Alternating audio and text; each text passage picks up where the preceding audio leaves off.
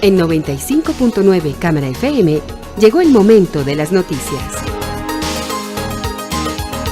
Con el patrocinio de Almacenes Éxito presentamos el Noticiero Económico Antioqueño.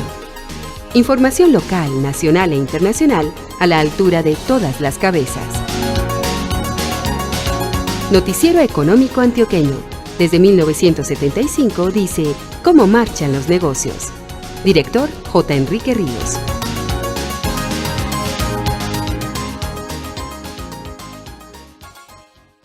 Muy buenos días. Sea usted bienvenido a la serie de reportajes de Año Nuevo. Hoy es martes 2 de enero de 2018. Esta es la emisión 18.022 que ofrecemos en nombre de Almacenes Éxito. Este es el éxito que queremos en tu vida.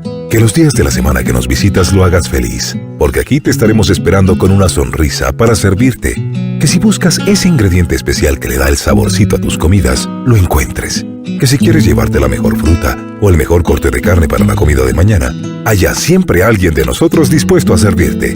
Es que ustedes, las mujeres de este país, nos inspiran para hacer que cada día haya un poco más de éxito en sus vidas. Éxito para servirte. La vida sabe a Noel, sabe a momentos que acompañan tu vida. Sabe a galletas, sabe a alegría, a la buena actitud que le pones al día. Sabe a una reunión en familia y a los juegos de niños con crema y alegría. La vida sabe a Noel, sabe a momentos que acompañan tu vida. La vida tiene mucho sabor, porque la vida sabe a momentos, sabe a Noel. Na na na na na na na na na na. ¿Y si retomas el libro que tanto te gusta? Un Colcafé granulado con leche calientico es perfecto para acompañar esa gran historia. Con tu Colcafé tienes muchas opciones para volver a sacar tiempo para ti. Colcafé te consiente. Cuando pruebas unas deliciosas salchichas ranchera y disfrutas de su inigualable sabor ranchera, no podrás sacártelas de la cabeza. Vive la experiencia ranchera las veces que quieras con el inigualable sabor de salchicha ranchera. Los periodistas Douglas Balbín Vázquez y Jesús Antonio Vargas Marín tienen al primer invitado de nuestra serie de Año Nuevo. A nuestros oyentes, muy bienvenidos a esta emisión de comienzo de año y de comienzo de la serie de reportajes con personajes de la vida económica del departamento y el país, con empresarios y con analistas. Nuestro primer invitado, Carlos Alberto Medina, el gerente regional del Banco de la República, con quien hemos comenzado ya en los 2 últimos años esta serie. A ver, doctor Medina, muchas gracias nuevamente por estar con nosotros en esta serie. ¿Y cuál es su mirada al margen de lo que puedan arrojar en 2 o 3 meses los resultados finales del año? El desempeño económico, ¿cómo lo dejó? ¿Con qué sensación? Sí, Douglas, muchas gracias. Yo creo que este ha sido un año, pues, digamos, principalmente complicado por el tema de la confianza de los agentes de la economía. En particular, a comienzos de año hubo gran desasosiego y buena parte de esto, pues, yo creo que hay consenso en que fue debido principalmente a la reforma tributaria que se pasó a finales del año pasado. Esto pues claramente afectó las decisiones de los agentes, de las firmas y también del consumidor. Se vieron grandes fluctuaciones en algunos indicadores claves, por ejemplo, reducciones muy importantes en la demanda de vehículos. En parte pues hay alguna evidencia de que debido a la reforma tributaria, toda vez que a finales del año pasado hubo un repunte positivo por encima de lo normal que de alguna forma anticipaba que esta reforma iba a pasar y que fue correspondido con una reducción muy dramática en el primer trimestre de este año en la demanda de vehículos. Pero ese no fue el único sector, otros sectores pues se vieron también afectados por esto. Esto en principio ya yo creo que está muy superado, aunque tomó bastante en el primer semestre y entre regiones hubo, digamos, diferencias sobre los efectos de esta incertidumbre que se generó en unas regiones más que en otras, pero ya en el segundo semestre ha venido superando superándose esa incertidumbre y se está viendo cada vez más un despegue lento, pero yo creo que a un paso firme de la mayoría de los indicadores económicos. Lo que uno constantemente escuchó, además del efecto reforma tributaria, los analistas hicieron mucho énfasis en que la confianza estuvo bastante golpeada en la primera parte del año y por tanto el consumo por ello no reaccionó al respecto. ¿Cuál es su análisis? Es difícil, digamos, hilar muy delgado. Uno puede pensar que si algunos agentes dejan de consumir mientras se entienden bien, porque por ejemplo impuestos como el impuesto a los restaurantes, ese cambió y los efectos no fueron comprendidos muy rápido, entonces algunos consumidores empezaron a demandar menos. Esta demanda pues genera menos venta, genera alguna incertidumbre y eso puede tener un efecto de alguna forma multiplicador que es difícil explicar en detalle, pero que definitivamente eso puede haber alimentado lo suficiente para que se dé pues esta caída en la confianza que está mencionando. De todas maneras, recientemente he tenido la oportunidad de mirar algunas cifras de mediano plazo y a comparar con algunos indicadores de confianza y se ve que la confianza tuvo una caída que de alguna forma a uno le queda pareciendo que no se corresponde con la situación de los fundamentales. ¿En qué sentido? La confianza en algunos indicadores a comienzos de este año tocó niveles tan bajos como los más bajos que había tocado a principios de, digamos, 2001. Cuando en 2001 teníamos un país pues claramente a todas luces mucho más turbulento que el que tenemos hoy en día. Estábamos con un país con unas dificultades fiscales inmensas, ahí estábamos saliendo de una inflación de hasta de 2 dígitos que tuvimos a finales de los 90, estábamos con unos niveles de gasto pues que eran difícilmente sostenibles y con unas tasas de desempleo que llegaron también a finales de los 90 a tocar más o menos el 20% a nivel nacional. Hoy en día tenemos una tasa de desempleo de menos de un dígito, de menos del 10%.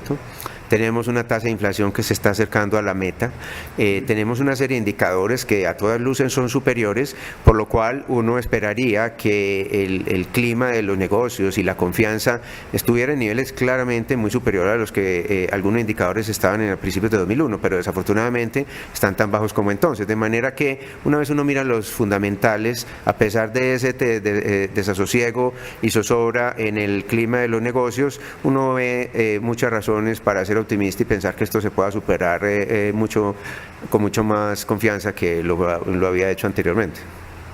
En esta emisión Jesús Antonio Vargas también está con nuestro invitado, el primer invitado de esta serie de Año Nuevo, Carlos Alberto Medina. Jesús.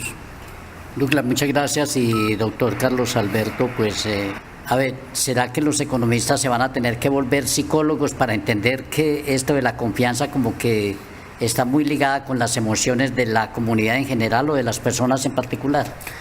Muchas gracias, Jesús Antonio. Sí, creo que pues bueno, los economistas cada día nos metemos nuestras narices en más temas de los que tradicionalmente la hemos metido.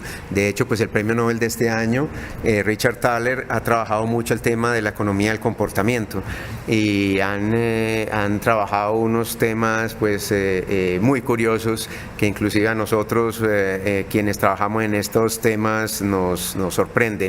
Pero por ejemplo hay economistas, Sendil Moilanathan, un profesor de la Universidad de Harvard, ha inclusive estudiado cómo la forma como se comporta el ser humano explica en parte algunos de los accidentes aéreos que se han tenido, por la forma como están puestos los controles en la cabina de los pilotos. Entonces, pues hasta ese punto hemos llegado los economistas a mirar aspectos como eso. El mismo economista tuvo una teoría que se llama escasez, en donde dice que los pobres, por estar pensando en el pan de cada día, desde que se levantan, no tienen tiempo de pensar en nada más, entonces eso de alguna forma lo sumerge en una trampa de pobreza. Él compara esto con la forma como, por ejemplo, cuando uno va a descargar un archivo de internet, si el archivo es pequeño uno puede descargar uno o varios, pero si el archivo es grande uno baja uno y si va a bajar el segundo se colapsa y se vuelve súper lento. Él dice que el cerebro de las personas tiene una capacidad limitada y que con la pobreza básicamente se copa la capacidad por la angustia que esto genera y las necesidades de las personas que la padecen. Y trae una evidencia empírica muy curiosa. Él hace un análisis de una población en la India que es pagada en el agro, que es pagada una sola vez al año, y les hace una prueba cognitiva un mes antes de que les paguen y un mes después, y estas personas un mes después tienen unos resultados muy superiores a un mes antes. Entonces, de alguna forma con eso sustenta que esta teoría de la escasez, scarcity la llama, tiene sentido. De manera que sí, seguramente muy pronto vamos a tratar los economistas de dilucidar qué es lo que pasa, cómo es que se mueve pues el clima de los negocios y la confianza de los agentes de la economía. Por lo pronto pues todavía tenemos pues unas herramientas muy limitadas para dar luces mucho más allá de las que hasta ahora hemos compartido, pero ese es un tema pues muy apasionante y muy interesante, ¿no? Bueno, y si hay algo que profundiza la escasez entre los pobres es la inflación, y yo creo que la buena noticia, o una de las buenas noticias en un año desacelerado 2017 fue el desempeño de la inflación, porque pues fue bajando y por algo el banco fue reduciendo la tasa de interés. A ver, ¿qué análisis le suscita el desempeño de Colombia en materia de inflación en 2017? Sí, este es un tema pues en cuya vocería ustedes saben que en el banco pues la tiene el gerente y la junta directiva. Yo puedo en gran parte pues decir mucho de lo que ustedes ya conocen y repetir de eso. En cualquier caso debo decir que pues todos estos temas que estamos compartiendo hoy en principio son solo pues opiniones personales y no comprometen ni a la junta ni al gerente. Pues sí, lo que hemos visto los colombianos es que la inflación se ha reducido de una manera muy favorable. Algunos de las canastas que la componen han tenido un comportamiento que ha superado favorablemente pues las expectativas del banco, y eso pues como bien lo dicen los miembros de junta en las minutas, es una de las principales razones por las cuales pues han podido hacer esta política de reducción de tasas de interés. De manera que eso es algo que estamos viendo y que ha mejorado mucho y que llegó para quedarse, ¿cierto? Cuando uno ve que la inflación ya alcanza el rango meta, que estamos llegando pues al rango meta de entre el 2 y el 4%, no es solo una mejora de lo que acabamos de tener, sino que si se queda ahí hacia adelante pues va a ser algo muy favorable también para las clases menos favorecidas y en general para todo el país. El otro día le escuchaba a Camilo, el director de la firma Radar, un análisis que en realidad no se lo escuché a nadie de los economistas a los que nosotros escuchamos todo el año, y es el siguiente. Él atribuía que en parte la menor demanda del primer semestre, sobre todo del año 2017, se derivó de un hecho como este, y es que el salario mínimo aumentó el 7% para la base laboral o salarial, pero que los otros empleados no habían tenido ese mismo incremento y que los salarios pudieran haber subido 2, 3 o 4% para mucha gente. Usted que ha amaciado ese tema, realmente, ¿qué podría pensar? Bueno, me parece que es una reflexión pues muy respetable. Le encuentro en principio un buen fundamento. De todas maneras, hay que tener en cuenta que para las personas pues con menos ingresos al cierre de este año, ese incremento en los salarios representa un ingreso en términos reales que es importante, ¿no? Si cerramos cerca del 4 y subieron 7 nominal, es un aumento real a fin de año del 3%. Por supuesto, pues la reducción en los precios ha sido gradual y entonces un poquito más complejo el cálculo, pero más o menos esas serían las cuentas gruesas. Las personas que tienen salarios más altos efectivamente tuvieron menos incrementos muy probablemente, pero también estas personas tienen una elasticidad más baja a los bienes de primera necesidad. Es decir, si una persona gana 5 salarios mínimos, pues probablemente no va a dejar de consumir menos alimentos con un incremento del 2% que del 7%. Los que están más abajo de pronto son más sensibles, y esos que están más abajo tuvieron un incremento que sí les permitió, esperaría uno, pues mantener sus condiciones de demanda. De manera que yo creo que en buena parte también este tema ha sido favorecido digamos, la ausencia de choques adversos que sí ha habido, que sí los hubo el año pasado, choques de oferta. El año pasado hubo unas dificultades mucho mayores en la producción de alimentos que este año, y eso yo creo que también ha sido bastante favorable. El año pasado se conjugaron varias cosas, todavía pues un rezago del tema de la tasa de cambio que traía hacia atrás pues una transferencia a los precios importantes.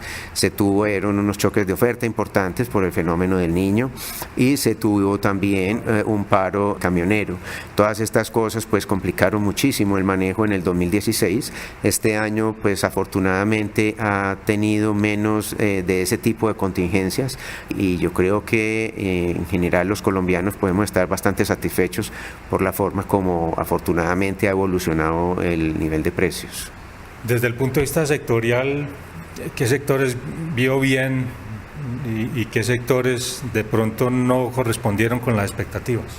Bueno, se ha visto una disminución en la actividad de la construcción, en particular en la vivienda. Este ha sido un rubro pues que ha mostrado un desempeño mucho menos favorable del que venía trayendo hacia atrás. Y por otro lado, la industria también ha tenido una reducción en su actividad. Y por el otro lado se ha visto un sector agro muy fuerte, con un crecimiento muy robusto, generando mucho empleo, y eso es algo que es demasiado importante porque esta actividad le llega precisamente a la población más vulnerable del país. O sea, este auge que se ha tenido en los últimos años en sectores como el cafetero y el bananero, estamos hablando de muchísimos empleos. El sector cafetero, 550.000 empleos, entonces pues 550.000 familias de hecho, y otros sectores pues también han tenido muy buenos resultados en ese sentido. El agro está creciendo cerca del 4%, es un crecimiento que se ha registrado de manera bastante robusta, que está muy en línea con lo que uno esperaba por lo que fue estos cambios en la tasa de cambio, que han favorecido muchísimo en pesos a estos sectores, pero en otros sectores todavía pues no se ha logrado lo que muchos esperábamos, aunque que se capitalizara pues esta, digamos, ventaja comparativa por la mayor devaluación. Sin embargo, sí se ha visto una corrección gradual pero permanente en el déficit de cuenta corriente, ¿sí? Las exportaciones sí están aumentando mucho más que las importaciones. Por ejemplo, en Antioquia están creciéndose alrededor del 5% las exportaciones, las importaciones al 1,5%, de manera que la región está contribuyendo a la reducción del déficit en cuenta corriente a nivel nacional, pero en general en todo el país se ha visto este fenómeno de un crecimiento mucho más pronunciado de las exportaciones versus las importaciones, de manera que esto es uno de los efectos pues que se esperaba que se tuviera, y en buena parte pues esto obedece a la política de inflación objetivo que tiene el banco, ¿no? De dejar de alguna forma que la tasa de cambio fluctúe mientras se enfoca en controlar la inflación con la tasa de interés. Esto ha sido, yo creo, que algo que ha permitido que el país absorba este choque de una forma más favorable y que atenúe los efectos perversos que usualmente este tipo de choques, como el que se tuvo en el 2014 con la caída en los precios de los commodities, en particular del petróleo, tienen sobre las economías. Estamos en la serie de Año Nuevo del Noticiero Económico Antioqueño y nuestro primer invitado es Carlos Alberto Medina, el gerente regional del Banco de la República. A ver, uno de sus fuertes sin duda es la investigación. Y antes de comenzar esta emisión usted nos comentaba que recientemente estuvo participando en una investigación relacionada con el programa Jóvenes en Acción. ¿Cuáles fueron las conclusiones? Recientemente, como usted lo menciona, tuvimos la oportunidad de tener un evento en Bogotá en el cual presentamos los resultados de una investigación que ya hicimos, que evaluaba los efectos del programa Jóvenes en Acción, que existió entre 2002 y 2005, que es diferente al que existe actualmente. Ese programa daba subsidios para la formación para el trabajo a jóvenes desempleados entre los 18 y los 25 años y permitía que ellos eligieran dentro de un conjunto de entidades de capacitación el curso y la entidad en la cual querían tomar esta formación para el trabajo. Eran programas de 3 meses de clases y 3 meses de práctica en una empresa. Era solamente de 6 meses, algo muy sencillo, pero que vimos que tenía unos impactos muy potentes. Este es un programa diferente al que hoy en día existe, que también se llama Jóvenes en Acción, y que lo que hace es entregar unas transferencias a los jóvenes que están en educación técnica y tecnológica, condicionada en precisamente que ellos asistan a esos programas, y en parte busca disminuir las tasas de deserción de estos programas, que normalmente son altísimas, y que, como sabemos, un joven que deserte de uno de estos programas, pues para él es la pérdida de una oportunidad, y para el país es la pérdida de una inversión que hizo en este joven durante el tiempo que él estuvo asistiendo a estos cursos. De manera que el estudio que evaluamos pues tiene mucha relevancia en la coyuntura actual del país, creo yo, porque ya todos hemos oído mucho de que en el manejo fiscal el país se ve sometido a unas grandes inflexibilidades. Entonces, cuando se posesiona, cada gobierno pues quiere hacer muchas cosas, pero a la hora de ver, sus grados de libertad son bastante limitados, porque las transferencias ya están por constitución establecidas, las pensiones están establecidas, los gastos de nómina del Estado están establecidos, de manera que es muy poca la discreción que tiene un gobierno versus el anterior para hacer grandes cambios, de manera que buena parte del espacio que tienen los gobiernos hacia adelante, dadas estas inflexibilidades, estaría en el uso adecuado de los recursos. ¿Sí? Puede que podamos seguir gastando los recursos en los mismos rubros, porque las inflexibilidades así no lo mandan, pero si logramos hacer un gasto más eficiente de esos mismos recursos, eso puede hacer que tengamos unos retornos más grandes, y que eso redunde en más crecimiento, que le da más ingresos al Estado, y por ende por esa vía se puede mejorar la situación también fiscal y las oportunidades para el país, ¿no? En ese sentido, lo que encontramos nosotros con este programa es que esta inversión tan modesta generó para estos jóvenes mejoras, por ejemplo, en el empleo formal de un 12%, incremento en los ingresos de un 12%, en un estudio que ya terminamos y publicamos, y en otro que estamos ahora trabajando, que está en progreso en este momento, estamos encontrando otro tipo de efectos no anticipados de este programa. Por ejemplo, estamos encontrando que tiene efectos en la educación formal postsecundaria. Buena parte de estos jóvenes van más a educación formal postsecundaria, como educación técnica, tecnológica o universitaria. Estos jóvenes demandan más crédito formal en el sector formal, entonces esto también, al parecer, muy probablemente por el canal de la mayor formalidad, les permitió obtener mayores créditos tanto de consumo como hipotecario. Y un tema que es muy importante, muy sutil pero muy importante, y es que si bien estos jóvenes beneficiarios, digamos, pertenecían a una población que tenía un comportamiento bastante en el marco de la ley, no tenían unas tasas de delincuencia importantes, eran muy bajas, sí tenían miembros de hogar menores a ellos, que sí tenían unas tasas de delincuencia medidas por las tasas de arresto de, digamos, 6, 7, 8%. Que son bastante altas. Pues resulta que con el programa pudimos mostrar que estos jóvenes disminuyeron sus tasas de arresto, de manera que también permitió disminuir la delincuencia. Eso fue algo que nos sorprendió mucho.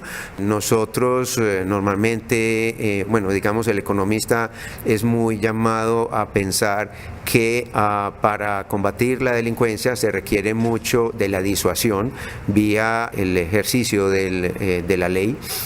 Y se ha visto que la educación es claramente también un paso para disminuir el crimen en una sociedad, pero que sus efectos serían de más largo plazo, ¿cierto? Una persona se toma 6 años para terminar el bachillerato, uno que no lo termina desde ya de pronto está en una situación más vulnerable a involucrarse en actividades delictivas, pero el otro, pues vamos a ver la diferencia de pronto más adelante. Con este programa vimos que en un plazo más corto se vio la la diferencia a través de lo que llamamos los economistas externalidades, un beneficio que no estaba entendido que tuvieran los familiares de ellos, porque en principio se pensaba mejorar el acceso al empleo de los beneficiarios directos, pues resulta que los familiares que no eran beneficiarios, sino simplemente pertenecían al mismo hogar, se vieron beneficiados por esto en un plazo relativamente corto. Esto pues para nosotros es también muy destacable. Cuando uno junta todas estas cosas, pues encuentra que una intervención como estas, tan económica y con tan importantes efectos, uno hace los cálculos